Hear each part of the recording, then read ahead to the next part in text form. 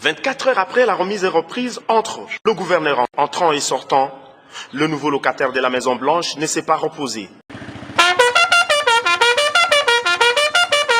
En sa qualité d'homme de terrain, Willy Ichundala Assang, numéro 1 de la province, a ouvert sa journée de ce jeudi 9 mai par une importante réunion du comité de sécurité de la province. S'en est suivi une série d'audiences, tour à tour.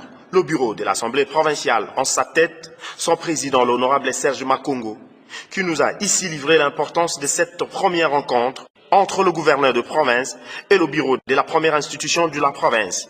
C'était tout à fait normal que le gouverneur venait d'être investi. Et hier, on avait assisté à la remise et reprise. Aujourd'hui, il devait prendre langue avec la première institution pour voir ensemble qu'est-ce que nous pouvons faire. Puisque vous le savez bien que nous nous sommes dit que ces mandats, nous les plaçons sur les signes de développement de notre province. Et il y a des piliers prioritaires que nous devons commencer déjà à réfléchir, qu'est-ce que nous allons faire. Et c'est comme ça que le gouverneur nous avait appelés.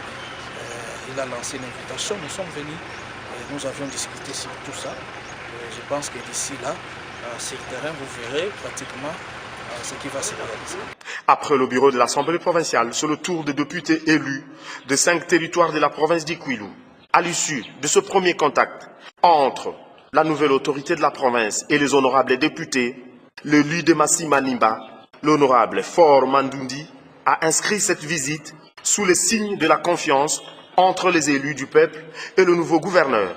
En fait, il est vrai que nous allons être reçus par le gouverneur de la province, qui hier est arrivé et il a passé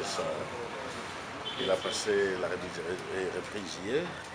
Aujourd'hui, il avait juste besoin de pouvoir entrer en contact avec toutes les couches de la province. Il a voulu juste commencer avec les députés que nous sommes, autour des travaux.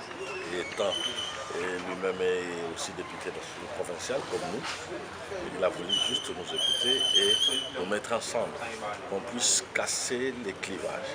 Et nous puissions cette fois-là voir la province tous sur la même direction, voir comment nous devons travailler en collaboration.